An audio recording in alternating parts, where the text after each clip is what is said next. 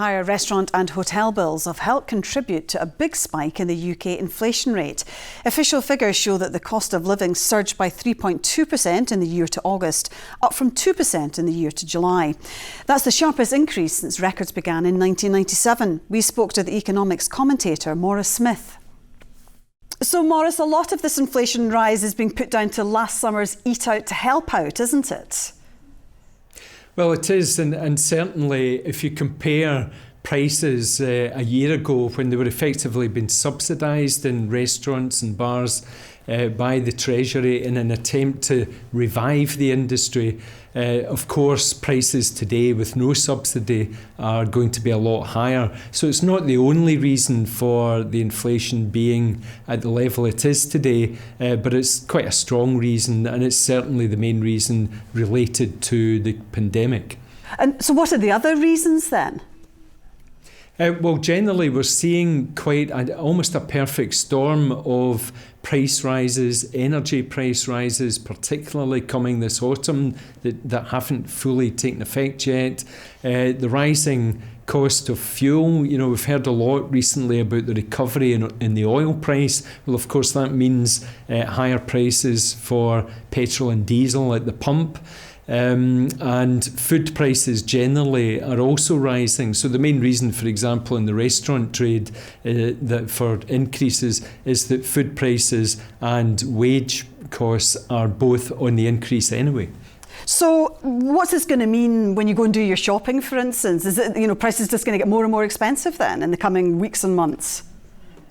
Certainly in the short to medium term, we're going to feel that pain when we're shopping or when we're paying household bills and so on, because these rises are coming. They haven't taken full effect yet, especially in the energy sector.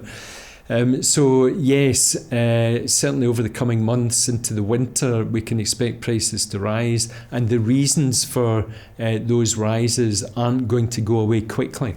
So what do you think inflation is going to look like at the end, towards the end of this year then?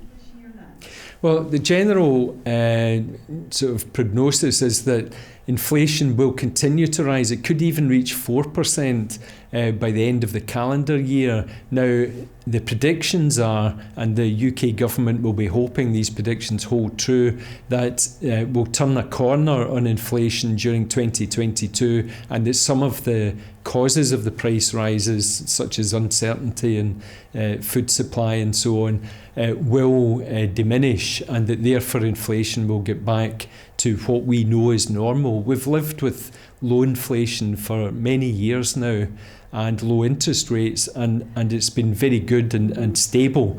But the combination of Brexit, COVID and other factors worldwide as well as local is really created this perfect storm. I mean, very briefly, will this affect interest rates at all?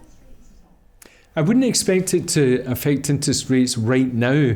If we had inflation continuing to press for quarter after quarter, then you would see great pressure on the Bank of England to push up interest rates. Mm-hmm. Now, again, we've been very fortunate in that interest rates have been so low for so long that it would take only a small increase perhaps to tackle the inflation problem, but it's always a concern to the bank who don't want to push up interest rates too high.